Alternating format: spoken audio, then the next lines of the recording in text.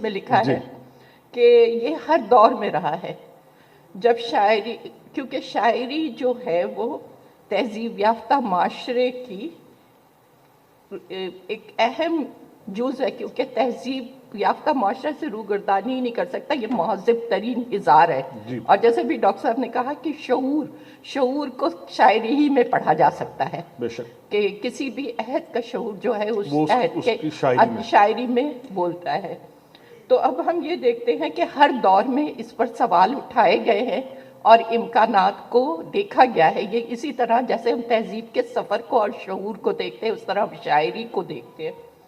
تو جب خانہ کعبہ کی دیواروں پہ نظمیں لگا دی جاتی تھی اور یہ ہوتا تھا کہ اب اس سے بہتر کوئی لائے، تو وہ بھی ایک امکان کی راہ دکھاتا تھا کہ اب اس سے بہتر شاعری آئے گی۔ اب اردو شاعری میں جو اساتذہ نے اصول بنائے اور انیس و دبیر کے موازنے کیے گئے، حالی کی تنقید اور آزاد کا باقاعدہ جو کتاب ہے، ان کو ہم دیکھتے ہیں تو ان میں بھی ماضی کا بھی جائزہ لیا گیا ہے، آئندہ امکانات کو بھی اور حال کو بھی دیکھا گیا ہے۔ اور اس وقت جب یہ سب کچھ ہوا تو یہ جہاں تک پہنچایا انہوں نے، جدید شاعری کی بات آزاد نے بھی کہی، نئی شاعری کی بات کی، حالی نے کی، تو بہت اچھا ایک تجزیہ مسعود حسن رضوی نے کیا، اور انہوں نے یہ بات پوائنٹ آؤٹ کی کہ ان اساتذہ نے یہ بتانے کے لیے کہ آئندہ شاعری کیا ہونی چاہیے، پچھلی شاعری میں اصلاحات تو بتائی، مگر اس کو کچھ ایسا تاثر دے رہے ہیں کہ جیسے پچھلی شاعری سب بیکار تھی۔ تو پھر انہوں نے اس کا تجزیہ کر کے بتایا کہ یورپ کی فضیلت کا اعتقاد اور مذاق سخن کی نادرستی، ان سب کے مجموعی اثر نے شعر کے حسن پر غلط فہمیوں کا پردہ ڈال دیا اور اردو شاعری کو بالخصوص ہماری نگاہ میں سبک کر دیا۔ یہ مسعود حسن رضوی کا تجزیہ تھا۔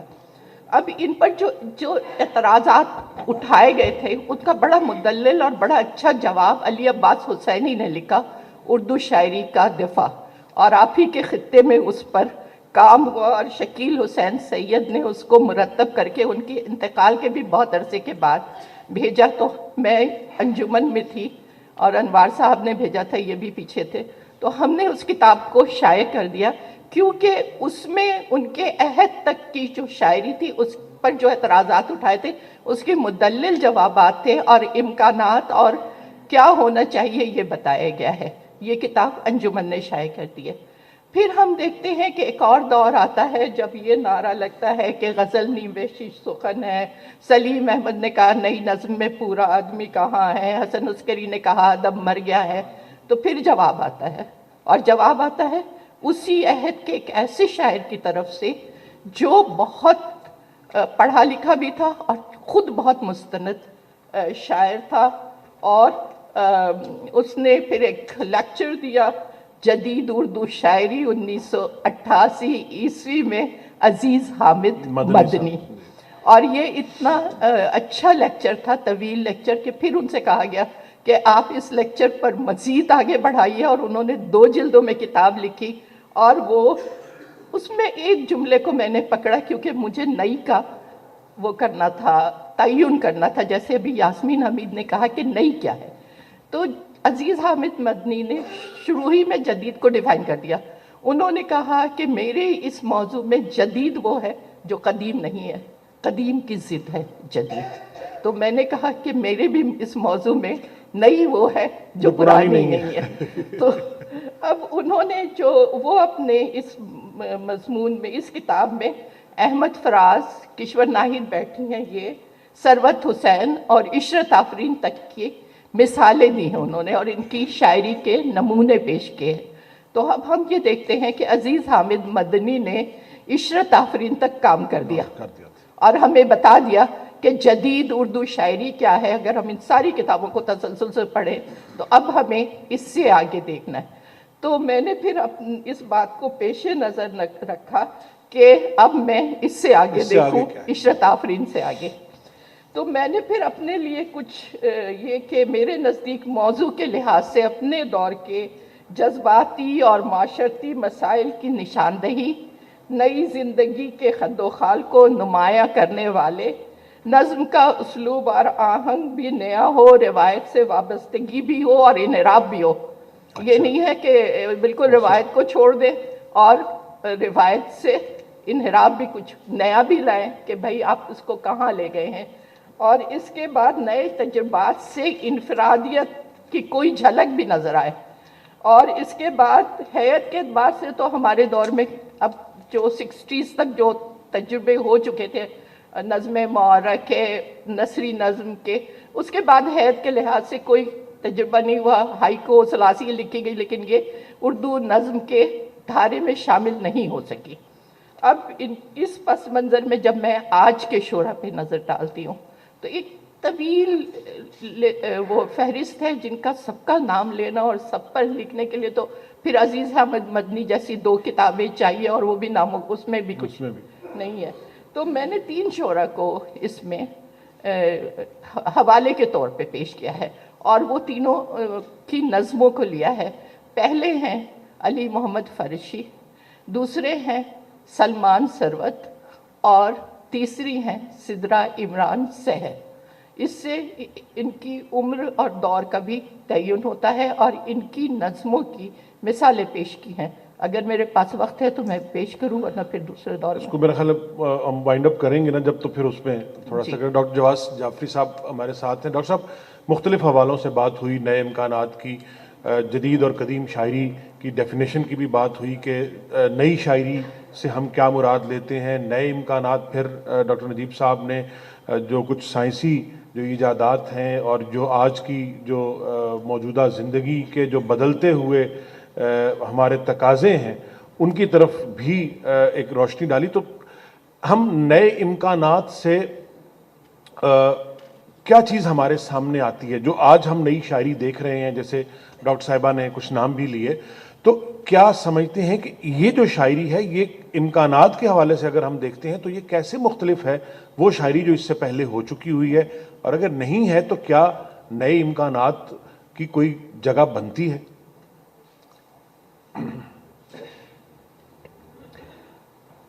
बहुत शुक्रिया। बड़े एजाज़ की बात है कि उन लोगों के सामने बैठ के बात की जाए जिनके ज़माने में नई शायरी की बहस छिड़ी थी। हमारे दरमियान इफ्तिखार आरिफ साहब, किशोर आपा बैठी हैं और सीनियर लोग बैठे हैं। मेरा ख़्याल है कि बिसात हमने ज़्यादा फैला दी। मेरे सीनियर दोस्त जो हैं काबिल एहतराम स्पीकर्स, और कुछ ज़्यादा ही माजी तक हम चले गए। अगर हम नई शायरी की बात जब हम करते हैं तो जाहिर है हम बड़ी आसानी से इसके हदूद अरबे को तलाश कर सकते हैं। जैसे हम दुनिया के नक्शे पे कई मुल्कों के दरमियान एक मखसूस मुल्क तलाश कर सकते हैं और हम देखते हैं उसके इर्द गिर्द सरहदें होती हैं, उनमें वो घिरा हुआ होता है। इसी तरह हम नई शायरी की जो बहस है या तहरीक है, इसे भी मुख्तलिफ अदबी दबिस्तानों और तहरीकों के दरमियान तलाश कर सकते हैं कि ये बहस कब शुरू हुई थी।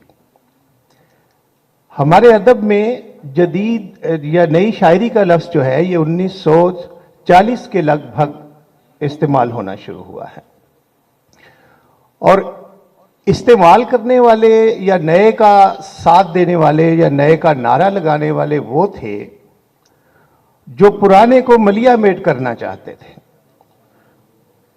वो कदीम जो कदीम था उसके खिलाफ थे और जागीरदारी और गुलामी के ज़माने की जितनी कदरें थीं वो उन सब को सफ़े हस्ती से मिटाना चाहते थे। और जो लिख रहे थे उनका दावा था कि ये नई शायरी है। ये 1936 के आसपास के दिन हैं और शुरू में ये नारा तरक्की पसंदों ने लगाया था और वही अपने अदब को नया अदब कहते थे। लेकिन कुछ ही अरसे बाद वो जिस तसव्वुर अदब को लेके आगे बढ़ रहे थे, कुछ लोगों ने उसके बरक्स लिखना शुरू कर दिया। तो उन्होंने या तो उन्हें निकाल दिया یا وہ خود نکل گئے. جو اس گروپ سے الگ ہوئے انہوں نے نئی شاعری کا نعرہ لگایا اور وہ تھے راشد، میرا جی اور اختر علی ایمان. اور نثر میں، افسانے میں وہ منٹو تھے. شروع میں وہ دونوں ہی نئی شاعری کا نعرہ لگاتے رہے، لیکن رفتہ رفتہ ترقی پسندوں نے اپنے لیے ترقی پسندی کا لفظ استعمال کرنا شروع کر دیا کہ ہم ترقی پسند ہیں. کیونکہ اگر فیض کو آپ نیا شاعر کہیں گے تو وہ مائنڈ کرتے تھے، لیکن اگر ترقی پسند کہتے تھے تو وہ کہتے تھے کہ ٹھیک ہے یہ اصطلاح ہمارے لیے. تو دوسرے جو تھے وہ نئی شاعری کا یعنی سلوگن لے کے آگے بڑھے تھے. اور یہ وہاں سے راشد سے، میرا جی سے، اختر علی ایمان سے اور بہت سے اور نام ہیں، ان سے ہوتی ہوئی یہ بات افتخار جالب اور ان کے ساتھیوں تک پہنچتی ہے. یہ بیٹھے ہوئے افتخار جالب عارف نہیں، افتخار جالب صاحب اور ان کے ہم نوا جو تھے وہ نئی شاعری کا نعرہ لے کے آئے تھے. اور ایک بات میں اور عرض کر دوں کہ ابھی تک جتنی بات ہوئی ہے فاطمہ آپا کے علاوہ سبھی نے غزل کے حوالے دیے ہیں، لیکن ایک بات ہم اور بھی اگر دیکھیں کہ وہ انجمن پنجاب ہو، وہ ترقی پسند تحریک ہو، یا وہ حلقہ ارباب ذوق ہو، تینوں پلیٹ فارم ایسے ہیں کہ جہاں پہ غزل کی مزاحمت موجود تھی. تینوں پلیٹ فارم سے غزل کو برا بھلا زیادہ کسی سے کم کہا جا رہا ہے. تو اس کا مطلب یہ ہوا کہ اب ہم گفتگو کو اور واضح کر سکتے ہیں کہ نئی شاعری کی تحریک بڑی حد تک نظم کی تحریک تھی. یہ الگ بات ہے کہ جس غزل کی مخالفت ہوتی رہی، اس غزل نے بھی زندگی کی ہر روشنی کو اپنے اندر سمیٹا ہے، ہر اہم فلسفے کی طرف وہ لپکی ہے، اور اس طرح اس نے غزل کے پیرلل اپنی دنیا کو جگمگایا ہے. اب یہ افتخار جالب اور ان کے دوست، جن میں یہ کشور آپا بھی بیٹھی ہیں، عبدالرشید ہیں، افضال سید ہیں اور بہت بڑے بڑے نام ہیں، ان سے ہوتی ہوئی یہ نئی شاعری کی تحریک جو ہے وہ اب ہم تک پہنچی ہے. اور نئی شاعری کا ظاہر ہے کہ ایک علمی ادبی اصطلاح ہے، اور اس کے معنی سمپل سے ہیں کہ ایسی شاعری جو ایک نئے مذاق سخن کو تشکیل دیتی ہے یا ایک نئے مذاق سخن کی نمائندگی کرتی ہے. اب مذاق سخن کا بھی مسئلہ ہے کہ ہر آدمی کا مذاق سخن الگ ہوتا ہے، لہٰذا یہ تعریف کرنی بھی بڑی مشکل ہو جاتی کہ شعور کی سطح مختلف ہے تو ہر آدمی کے لیے نئے کے معنی بھی بدل جاتے ہیں. بہرحال اب آپ کی جو دوسرا حصہ ہے میں تھوڑی سی بات اس پہ کرنا چاہتا ہوں کہ یہ نئی شاعری جو ہے، اب نئی شاعری کا تصور بھی پرانا ہو گیا. اب افتخار جالب کے زمانے کا جو نئے ادب کا نعرہ تھا میرے نزدیک وہ بھی فرسودہ ہو گیا ہے، وہ بھی پرانا ہو گیا ہے، وہ بھی بہت پیچھے رہ گیا ہے.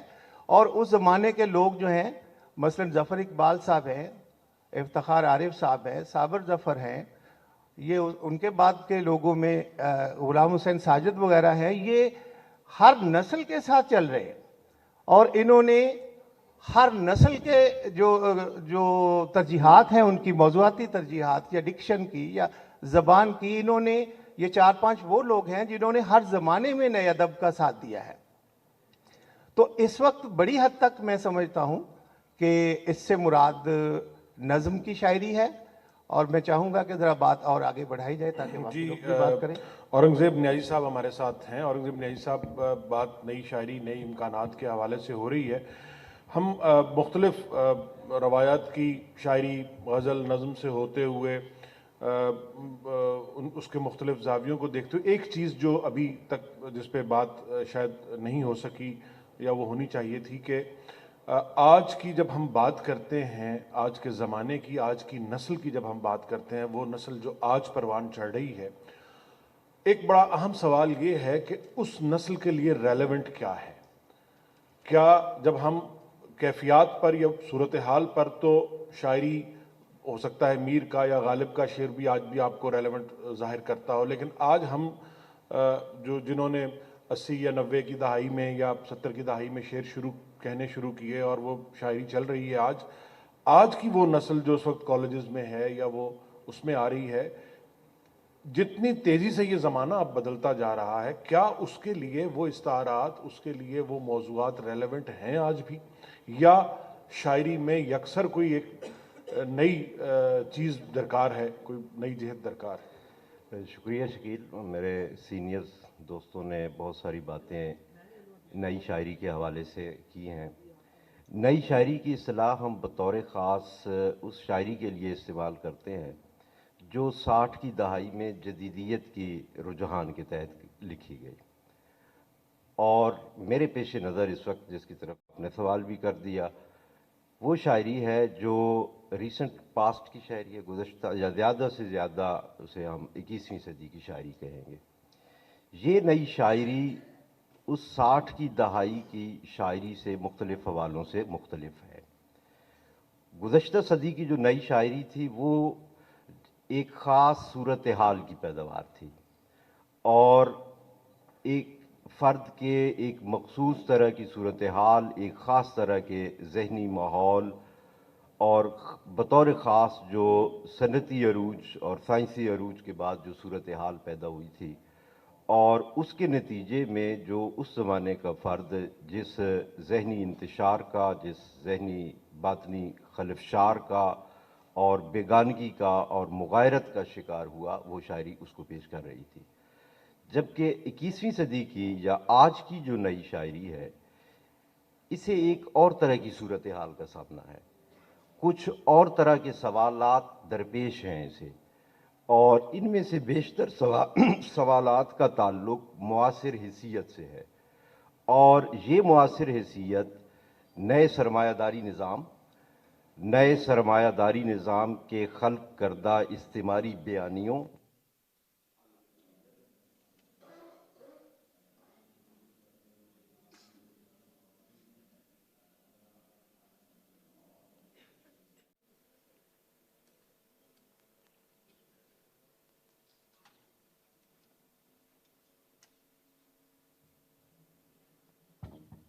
جی میں بات کر رہا تھا کہ 21ویں صدی کی جو نئی شاعری ہے، اسے کچھ ایک اور طرح کی صورتحال کا، ایک اور طرح کے سوالات کا سامنا ہے، اور یہ سوالات اور یہ صورتحال سرمایہ داری نظام اور اس کے خلق کردہ بیانیوں اور عالمگیریت اور کنزیومر اکانومی کی پیدا کردہ ہے۔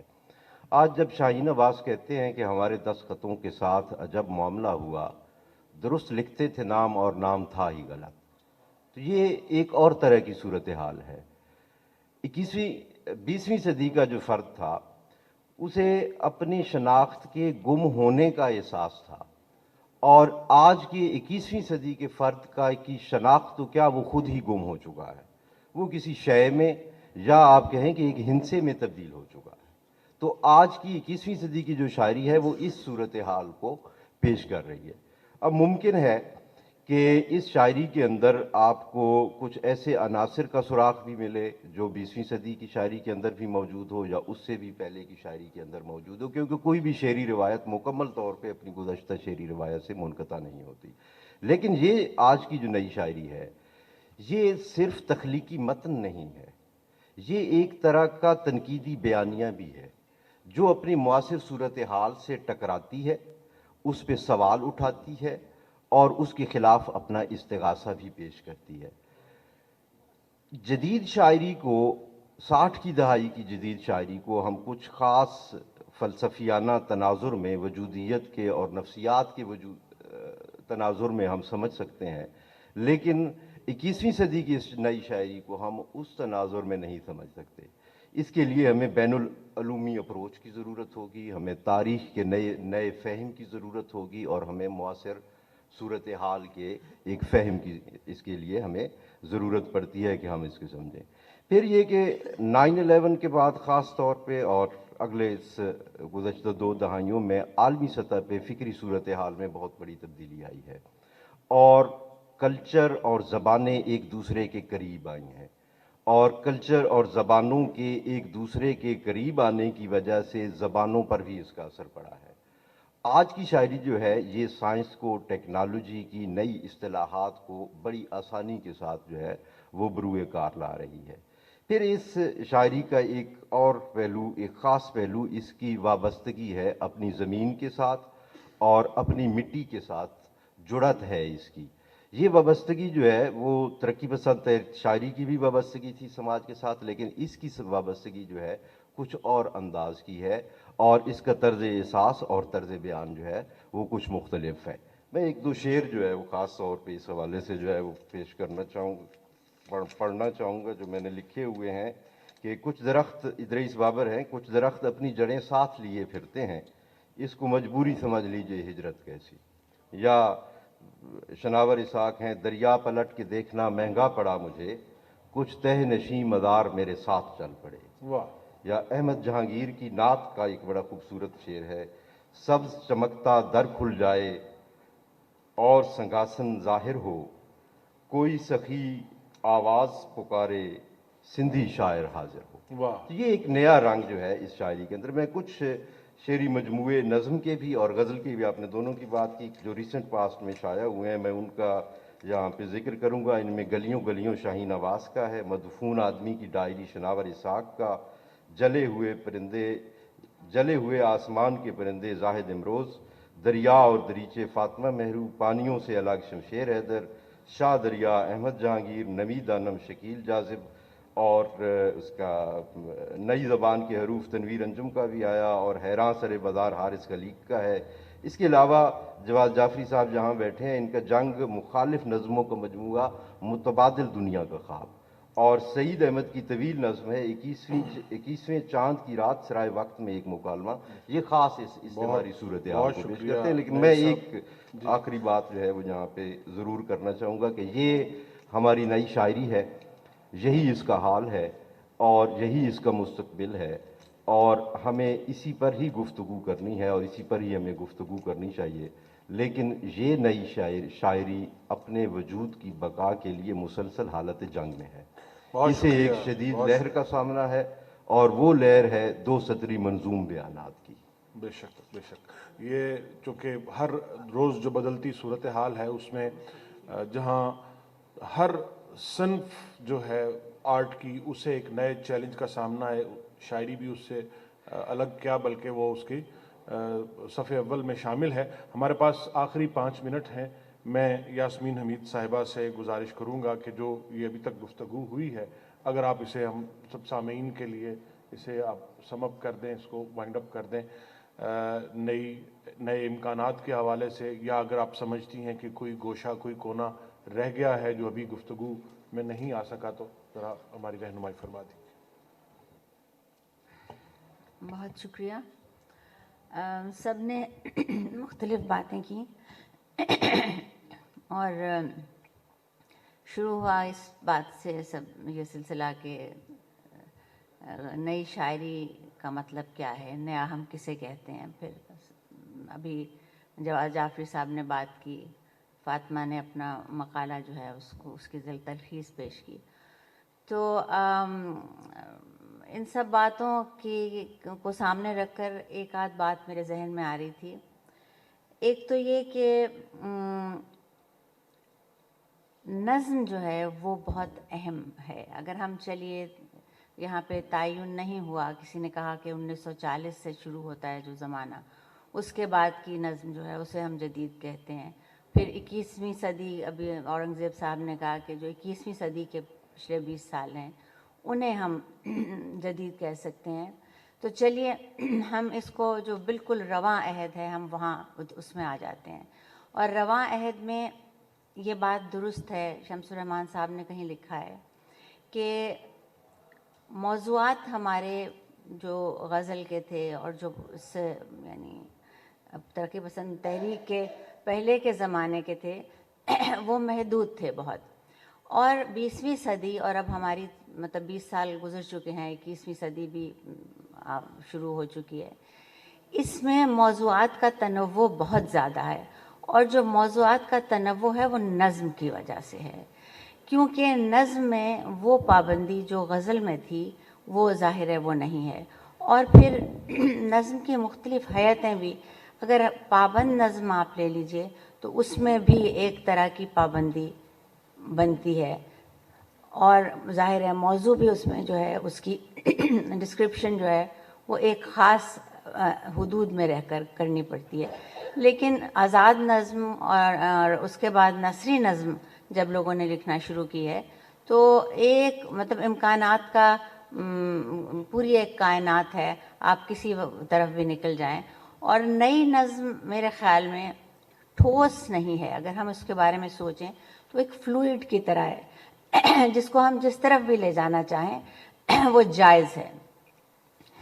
اور ایک بات یہ ہے کہ آج سے تقریباً دیکھیے کوئی تقریباً 40-50 سال پہلے دیکھیں تو جو لوگ نظم لکھتے تھے، صرف نظم لکھتے تھے یا زیادہ نظم لکھتے تھے، وہ ضرور چاہتے تھے کہ وہ کچھ غزل بھی لکھیں، کچھ غزلیں لکھیں، اور اس میں بھی مطلب یہ ثابت کرنے کے لیے، جیسے پچھلی صدی میں اور اس سے پہلے غزل اور قصیدہ آپ کا ایک امتحان کی طرح ہوتا تھا کہ جس نے غزل اچھی کہی ہے، جس نے قصیدہ اچھا کہا ہے وہ زیادہ بڑا شاعر ہے.